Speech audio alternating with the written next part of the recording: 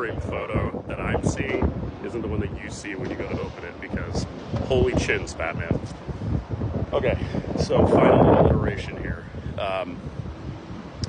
The British march into Washington completely unopposed, and they burned the White House, the Capitol, and several other government buildings to the ground. First Lady Dolly Madison, she somehow saves the day in a way. What's up, Pigeon? It's my new friend right there. Anyway, she manages to save George Washington's portrait before she escapes the town. So at least, you know, there's that. Casualties. So the British had around 64 killed and wounded. The Americans suffered around 20 killed and 50 wounded, and an embarrassing number of captured troops. It's considered one of the most humiliating defeats in United States history. Now, here's where it gets interesting. The disaster of Bladensburg made the U.S. rethink its coastal defenses.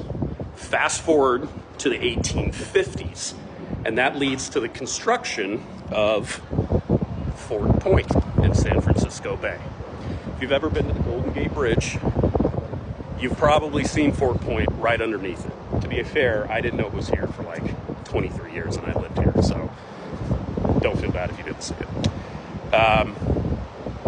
The fort was built specifically to prevent another foreign force from waltzing into an American city and torching the place like the British did in 1814.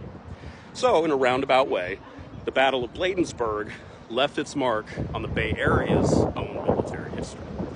And when they were building the Golden Gate Bridge, Strauss, the guy who was the brainchild of this whole thing, he could have, like the other side of the bridge, just flattened it and made it go across. But he chose not to. He chose to save the fort, and instead he built an arch over it.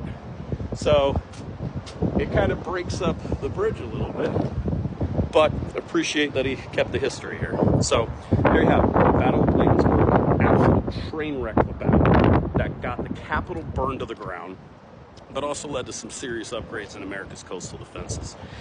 If you like the episode, be sure to follow it. Follow me, share it, talk about it, like it, love it, all of those things. And for more insane stories from history, check in with me later. Thanks for listening. Catch you at the next one.